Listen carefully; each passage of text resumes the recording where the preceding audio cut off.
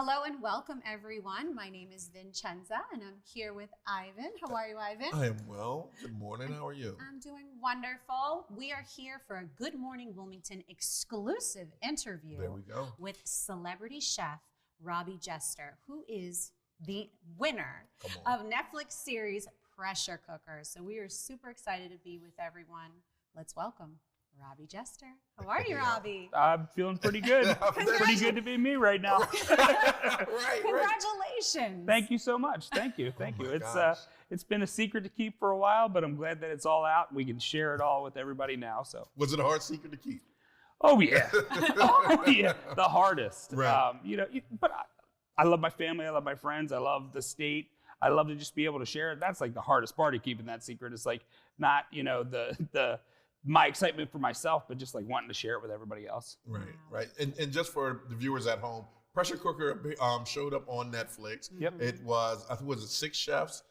6 or 7 chefs? 11 altogether. Oh, 11 So chefs. me and 10 more. Yep. Like the big brother of cooking. Yes. Right? Yes. Living there, cooking. And the best part about it is you all had to judge each other's food. Yep. So no celebrities, no host or anything like that. We had to sit down in front of each other, and we didn't know that ahead of time either. So they just told us that we were going to be cooking, we were going to be living together, but we didn't really know. So when that first ticket Ticket came through. Yep, ticket comes through. That's when we find out that we're going to be judging each other. There's not going to be some celebrity walk in, a Gordon or anybody isn't going to walk in and be like, Is that what you was waiting suck. for?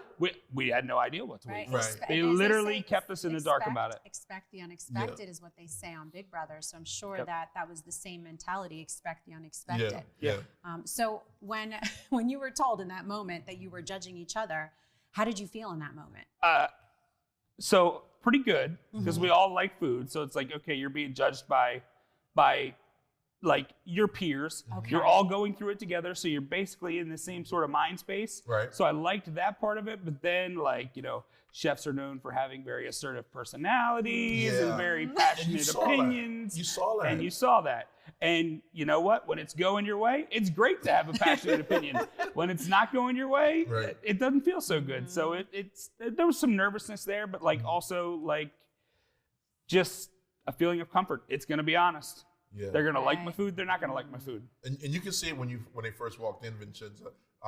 They first walked in. Robbie was the first one there, right? And then they start falling in line, and he reads the ticket, and that's when it became a competition. Yep. Everyone had a plan, but just like Mike Tyson said, everyone got a plan till you get punched in the mouth. Yep. Right? Yep. And some of those dishes did exactly that. They knocked some people out, and they made some people say, "Look, turn their alliance from one person to the next." Right. It was a beautiful, beautiful show. So Robbie, you're no stranger to television. Am I correct? Correct. This wasn't your first experience on a reality show. Could you share with our viewers that maybe don't know who you are, but I'm sure they know who you are now, a little bit about your background, and then tell us your experience in television? Yeah, absolutely. So I grew up in a restaurant family. I'm a restaurant brat. I know you know what that feels like. Oh yes. So I started. So my parents had a sports bar on Route 4 in Newark called the Village Pub in Primetime. Growing up, that was my first job. I would mop the floors with my grandfather and take the trash out and stuff like that.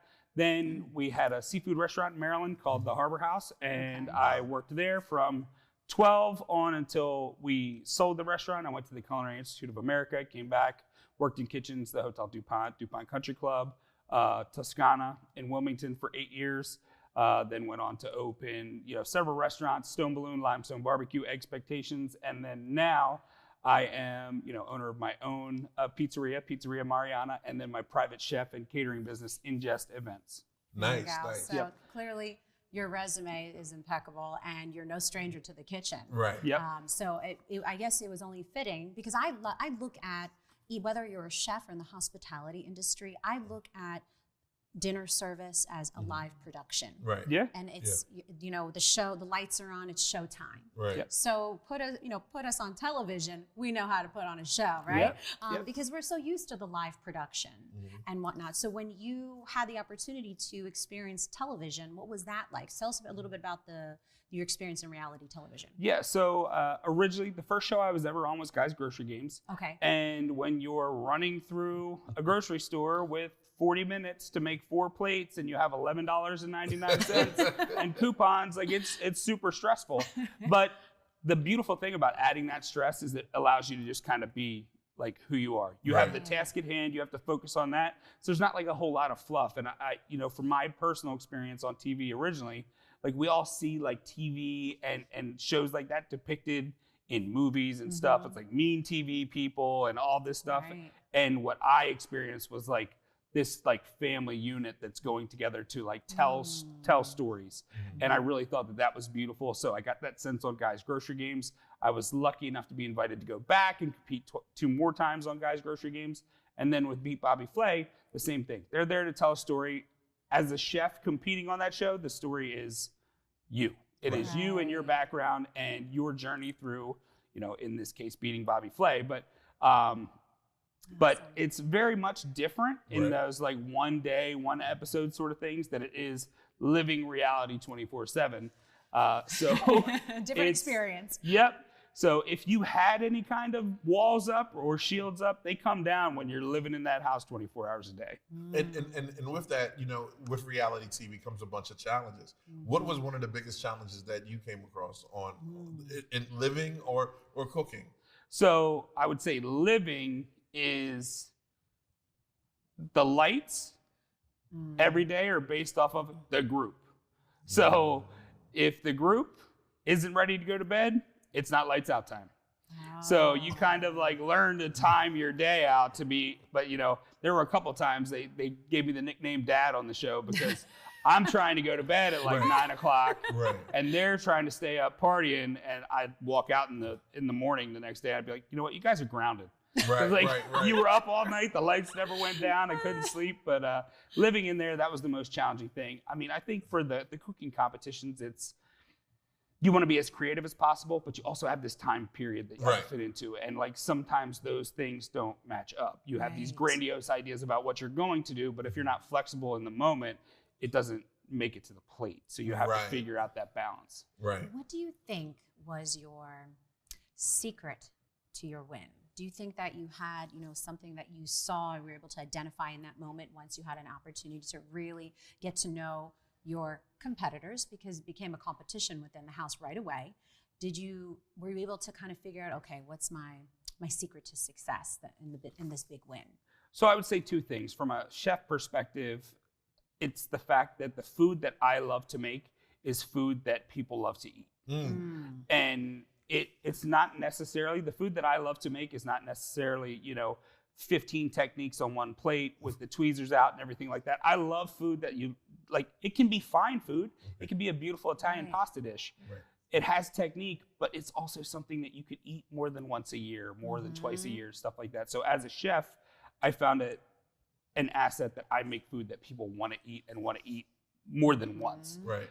As a person and as a leader, I found my strength to be the fact that I am an encourager.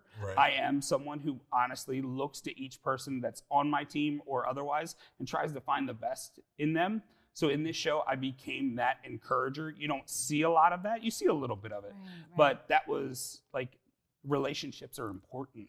They're important in your restaurant. They're important in life and business. In everything, every aspect of our lives, relationships are important. I understand the importance of that and the importance of being positive in your relationships. And that's one of the things in this show. They did something that I have never seen before, where the people that you're competing against are the ones that's also judging. And you're speaking about team, and you're speaking about the food that you like to eat, people like to eat. How was it? How difficult was it, or was it difficult at all for you to work with someone you're competing with, but also is about to judge you? For me, that part of it wasn't the difficult part. Okay. The part of the difficult part, honestly, was just the resiliency to make it through, and to continue to think at that high level. But with, you're building relationships. People get sensitive about their food. That you get sensitive about your food, but I have a few more years on the planet than some of the other competitors. So like, if you give me constructive criticism, I can take it. I got a strong back. I can take the hit. But for some of them, maybe not so much. And they love to point it out, but they didn't like to get it in return. So that's experience right there. Yep. That is experience. That's That's entry level to executive, right there. And that's very true. You have thick skin, but that stems from experience. Yeah. Many years of being in the field, being under pressure. Yep. All right. I always say hospitality, restaurateurs, especially chefs, kitchen staff, servers, bartenders, we work well under pressure, but I think we thrive under pressure. So when it's on and the fire is hot and everything is moving, it may look like chaos to the rest of the world, but it's home for us. Right. We're thriving. I heard a saying a long time ago that restaurant people are like racehorses. They run like heck and they walk like crap. And it's true. Slowing we do. down, we right? do. It is better. I think every restaurant team that I've ever been a part of is better when it's busy. Very true. Very true. I understand that. No, I'm with you. I understand that. We joke about it sometimes. The mistakes happen when it's slow. Yep. More mistakes happen when it's slow. Yeah. When the it's pressure's on. When the pressure's on, you playing Tetris now. You're like, that piece fit right there, and that piece fits right there. And next thing you know, you got 4 lines. Let's go. Let's win. Right. I do have to ask this. What did it feel like when you received the call or an email that you were going to be on the show? Like, what was that feeling in that I was moment? wondering that when they were walking through. Like, what did you feel like? So I'm glad you asked that question. Nobody asked that question. It was very emotional for me. It was a long process to go from being the original communication to being selected. And when you go through that process, for anyone that's ever gone through it or thinking about going through it, there's a lot of hot and cold moments through that process. Yeah. You think you're great, you think you suck, you go up and down and back and forth. And it is an emotional roller coaster. So when you finally get that call for this thing that you've been waiting for, it's an emotional moment. I remember she called me and I was taking a class. I had to step out and have the conversation. And she told me that I was selected and that I was going to be flying out in 10 days to be on the show. And I lost it. I lost it. Right. It was almost like a big win in that moment. Big win. Incredibly grateful for the opportunity. I try to fall back on gratitude as much as possible, and it just was. It's validating. It's a grateful moment. It's a cool moment. Not everybody gets to do stuff like this, so it just feels unique, and I was grateful for it. Outside of the money, right? The you win. Woo! Wrote everything, balloons, everything. Outside of that, what did you take away? Different things. I'm sure. However you are meant to be in this world, it is your job and your journey through life to be more of that person. I had allowed, in business and just working for other people, I had allowed my leadership style to kind of get bland or, very form oriented, very check a box. And this is how you give feedback, and this is how you do this and how you do that. And it took away the beautiful, emotional, human side of leadership for me. Yeah. And that's when I'm my best. And this show just rocked that loose in me. That's awesome. And it was the moments, I'm in a competition, I'm competing against other people. I want to win, but in the moments where they questioned themselves, those were the moments where I felt it was most necessary to be supportive. Wow. When I think someone else that's just competing. That's a leader. Yeah. It was we had a moment where one of my castmates, Sergey, was kind of questioning his culinary identity. And I was like, are you kidding me? At your age? I was like, if all of us put plates on a table right now, I know which one is yours. That is something for you to be proud of. That is something for you to celebrate. And that's something for you to accentuate in your career moving forward. Yeah. You have an identity. Don't question your position here or the fact that you're here because you earned it. Yeah, because he was known for the bold flavors, and he said it at the very beginning. You are going to know my dish when you taste it. Yep. And wow, and that's what I'm talking about. It's not the money. It's the thing that transform you on the inside. Yep. And makes you just dig deep and be like, Yes. hey, like that, man. I commend you on that, bro. Well, thank you. That's life changing there. Thank and you. then at the end of the day, you still got $100,000, but you're also and bragging Right, rights and the W. You got the, you got the W. Right, walked through the and W. it makes you a better freaking person. So when people now, I don't know what you're gonna do. You get a bigger restaurant and open up another restaurant, and now you got people that want to come work with you because of who you are. Exactly. That's dope, man. I appreciate that. Thank you. And I give that to the team that produced this show. They really did let the best parts of people shine. Like there wasn't, I hear all these stories about people being steered behind the scenes, go say this, go do that. And that wasn't the case here. This was really a showcase of each person's individual personality. Right. And even the villains on the show are still like lovely people. They could not, the team that put this together could not have put 10 more of better people in a room together to live together and to learn from each other. They Are couldn't. you all staying in contact with each other? Yeah, we all talk. That means the producers of the show and the casting directors of the show did their job well. They sure did. They did a very good job. And I do understand the process a little bit myself, and it is a very extensive process going through the casting and the levels you have to take, and the process is very gruesome, but at the same time, it's important. Right. Because like you said, strategically pulling so many different people together into one place, but making sure that they're the right people. You have to be able to understand them, read them. Will they be good for the show? Will they be good together? And it seems like the producers and the casting directors nailed this one. Yeah, they did a fantastic job. Really, I can't say enough about them. The whole experience from beginning to end was just phenomenal, and it's changed me for the better, and I hope it goes on for 20 seasons. Oh, that's what's up. And are they talking about more seasons? Or are they? I mean, I think that's always the goal when you Right, put right. out a first season that you would like to do multiple seasons. I think it's still early to tell, but I mean, it's in the top 10 on Netflix. So Right. it's Right. resonating with somebody. Right. Let me ask you, out of all the food you ate, what was the best dish from your competitors? I would say that really Renee made some of my favorite food on the show. She made me breakfast one morning, and it was like the simplest thing ever, but it just blew my mind. But I would say her initial scallop dish, even though it was the first competition, was probably one of the most memorable bites. Yeah. And then in the savory chocolate challenge, that, like, I don't know, I can't remember what she called it, but it was like white chocolate, like vegetable, like chow underneath the shrimp that she did. That was so good.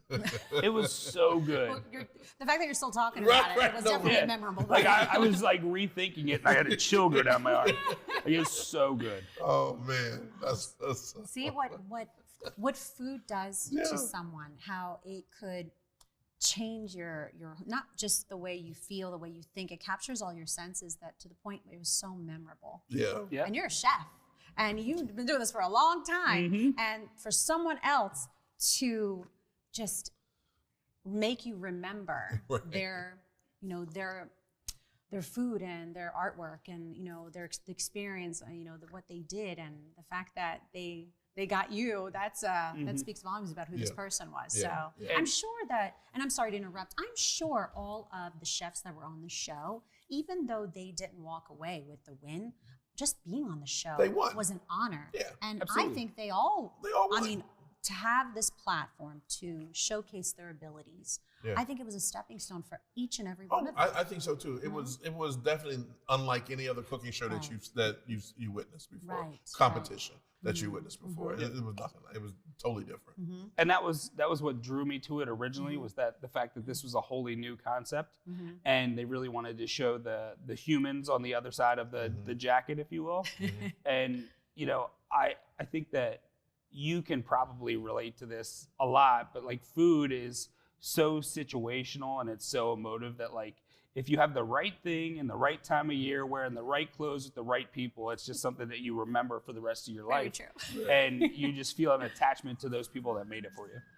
Was there a lot of tension after the tastings in living? Like, You know, when cameras, I was gonna say when the cameras go off, but they never went off. Right. Only in instances where we felt like the tasting notes did not reflect the food that was presented. So any time where it was like, for instance, like after Mike's critique of like the desserts, like we knew Mike is who he is. Right. We knew Mike was going to give the fairest, best feedback he possibly could.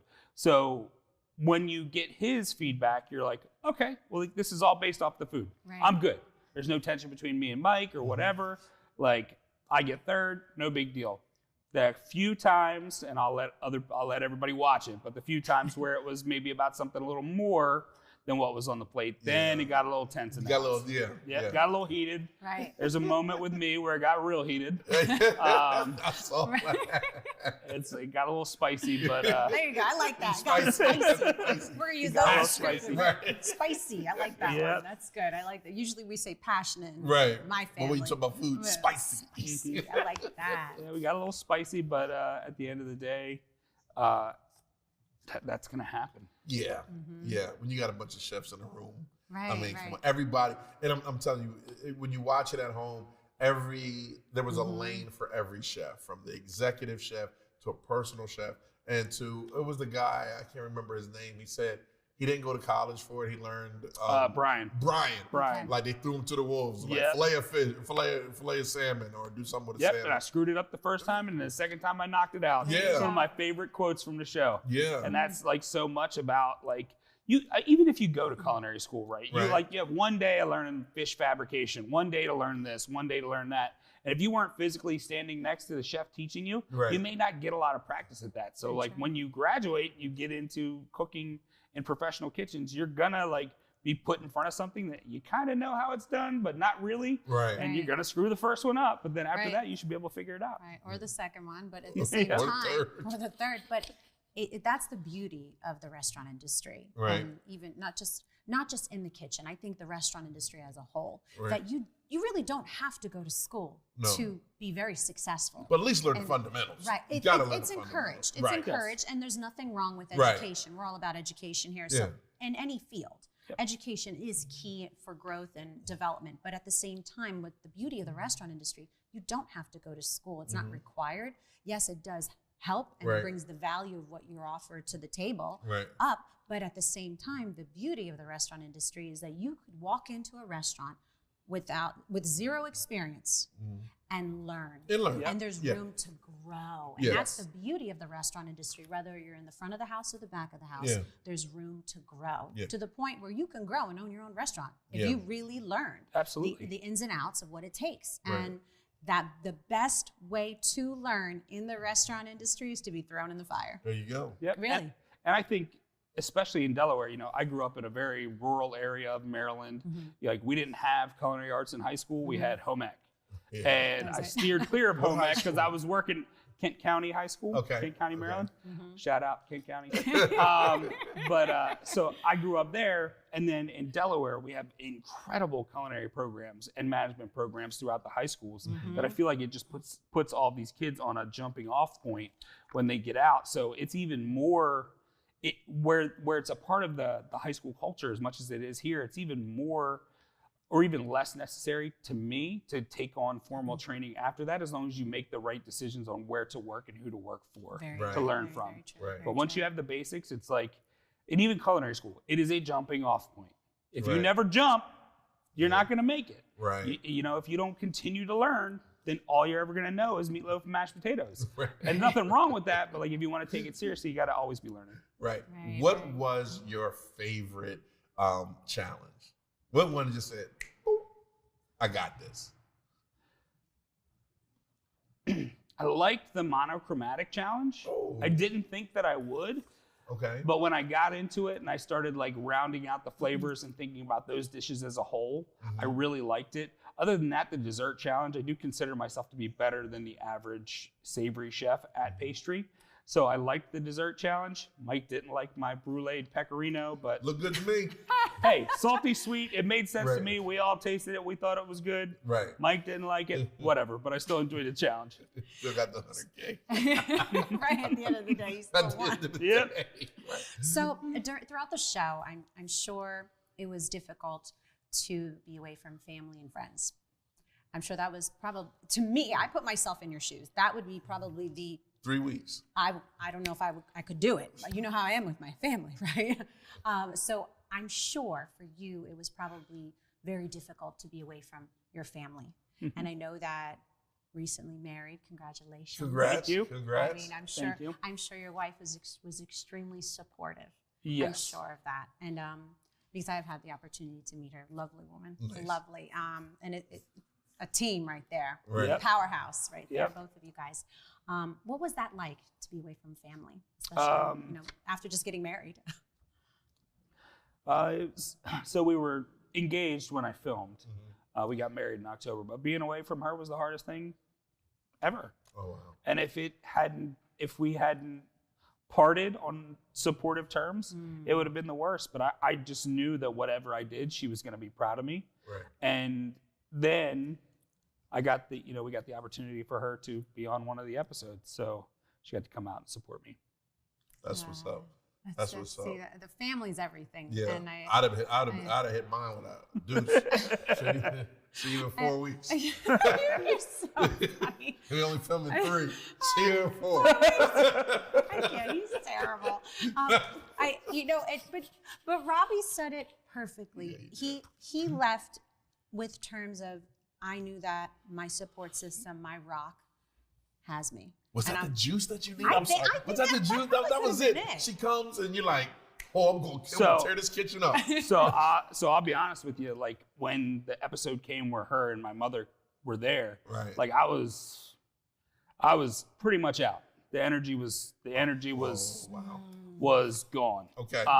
It was perfectly timed for them to be there. Yeah.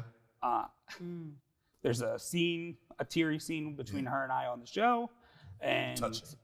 it was exactly what I needed at that time. Yeah. She reinforced that I was there for a reason. Yeah. That I was there, to take care of my family, to take care of my team, to take care of the restaurants, and it was what I needed to push through. And it was kind of like that reinforcement in that moment was like, okay, now I can go as far as I need to go. She hit him Right. with the Roman soldier. He came home from battle.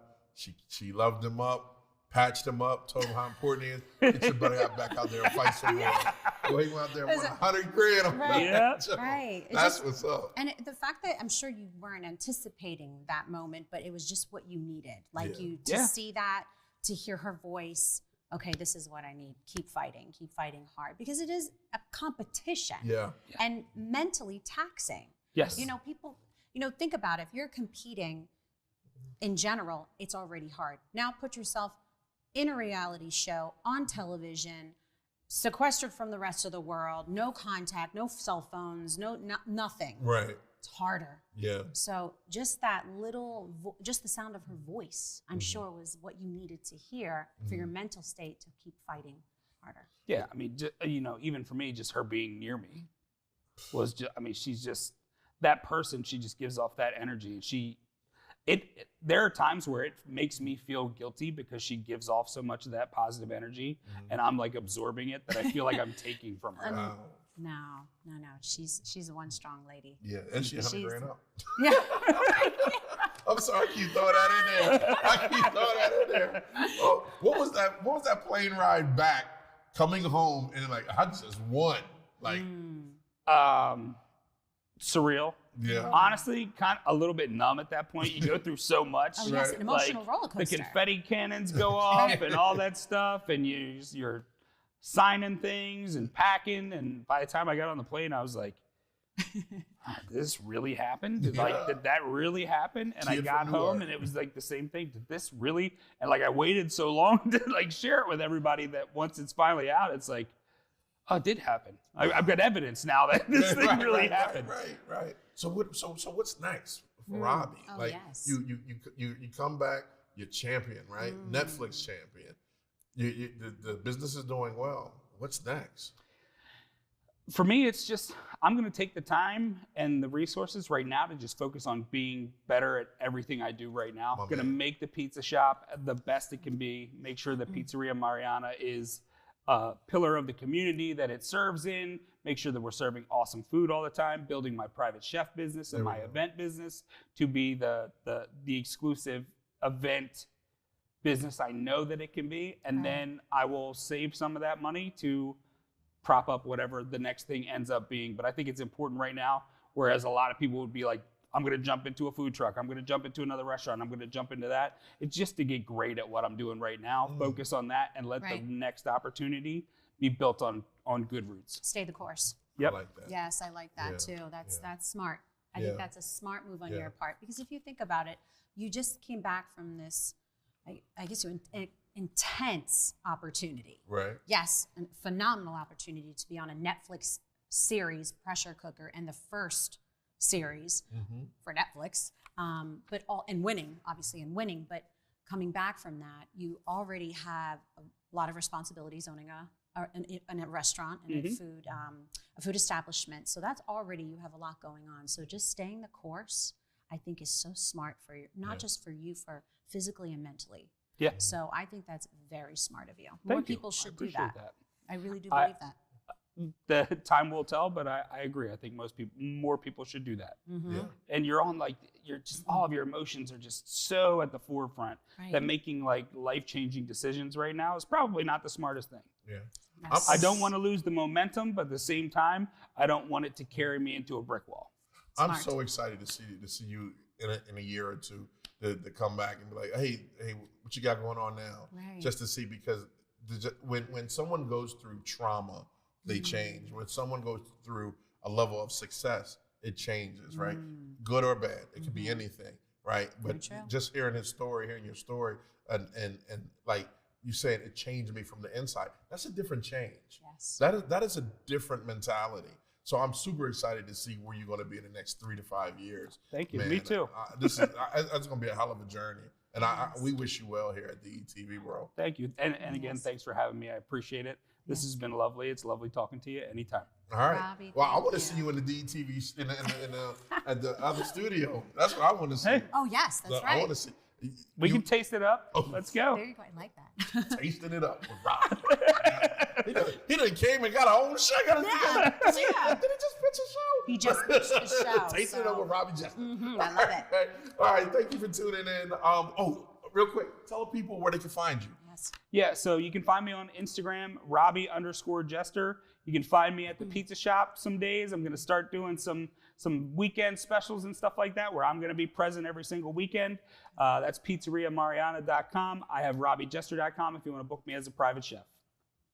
There we have it. Thank you. Thank you. All right, you tuning in to Good Morning Wilmington special episode. Is it special or what was it? It's exclusive. Exclusive That episode. for you. All right, we'll be Celebrity back chef. with many more exclusive with me and her and me, us and us.